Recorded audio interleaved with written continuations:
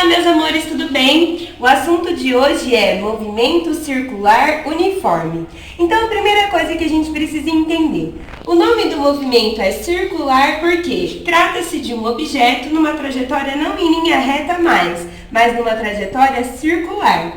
Por que esse objeto é capaz de fazer uma trajetória curva, em particular um círculo? Porque aparece uma força, ou melhor ainda, alguma força deve existir de maneira que ela haja como que a gente chama de resultante centrípeta. Mas como a gente ainda não está preocupado em falar de forças, por enquanto o que a gente precisa saber é, essa força faz com que haja uma aceleração dirigida para o centro, que nós chamamos de aceleração centrípeta.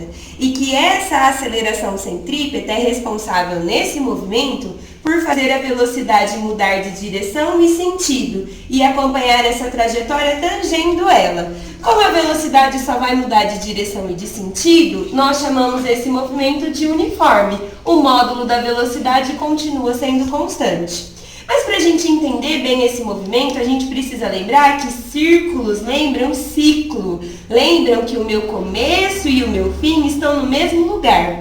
Então, para a gente entender esse movimento, nós vamos definir duas grandezas importantes. A primeira delas é chamada de período. Período é representado pela letra T maiúscula e ele significa o tempo para completar uma volta. Então, o tempo que demorar para completar uma volta, nós vamos chamar de período. Geralmente, ele é medido em segundos no SI. Além disso, a gente precisa ter em mente que o meu objeto no movimento circular, ele vai ficar dando voltas. Então, ele consegue realizar um certo número de voltas em um certo tempo. E aí nós precisamos definir uma outra grandeza também importante, que é a grandeza chamada de frequência. O que é a frequência? A frequência é o número de voltas que o objeto dá em razão de um certo tempo. Mas, em parte, pode escrever que essa frequência ela é igual a exatamente uma volta que o meu objeto dá em um tempo chamado de período. Então, eu posso definir a seguinte coisa, ó. Período é o tempo para que eu complete uma volta. Frequência pode ser entendida como o inverso do meu período. Frequência no Sistema Internacional de Unidades é medida em hertz e o período, como eu disse, é medido em segundos. Definimos período, definimos frequência, mas e essa grandezinha aqui, ó, a minha velocidade? Então, eu vou pensar o seguinte, primeiro, velocidade, ela tem um módulo constante porque se trata de um movimento uniforme. Com isso, a velocidade, ela é sempre definida como a distância que eu ando, meu deslocamento, na verdade, dividido pelo intervalo de tempo que eu demoro. E aí, para a gente chegar à conclusão de qual é a equação da nossa velocidade, a gente vai fazer o seguinte pensamento. Velocidade. Se eu estou no movimento e a minha trajetória é um círculo, o meu deslocamento em uma volta é o comprimento do círculo, que matematicamente é dado por 2 vezes o número π vezes o raio desse círculo. Mas se eu completei uma volta, eu demorei exatamente o período. Então, eu posso escrever que a minha velocidade é 2 vezes o π vezes o raio dividido pelo período.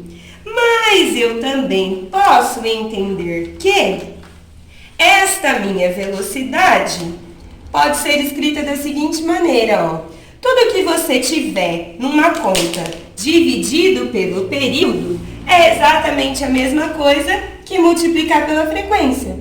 Então, eu posso escrever que a minha velocidade é 2 vezes o número π vezes o raio vezes a frequência do movimento. E aí, eu tenho uma outra equação para a minha velocidade, ó.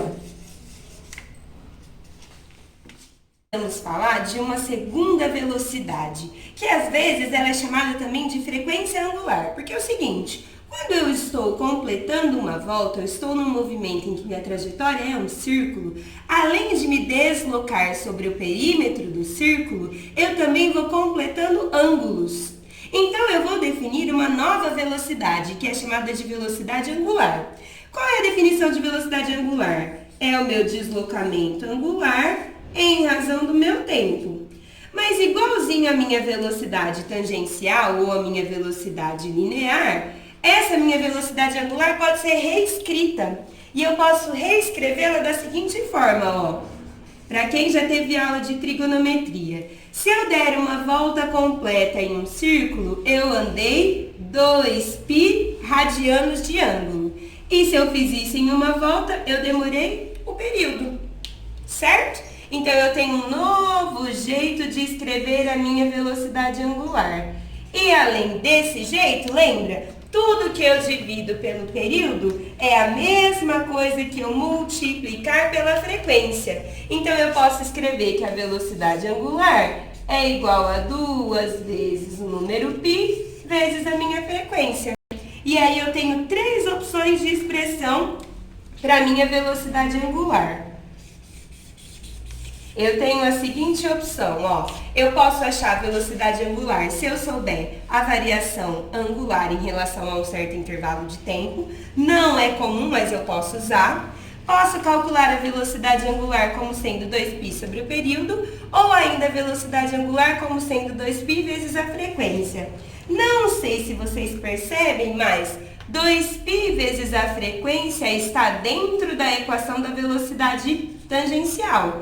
2π sobre o período está dentro da equação da velocidade tangencial. Então, eu ainda posso fazer uma conclusão que salva meus exercícios, dizendo o seguinte, que a minha velocidade tangencial é a velocidade angular vezes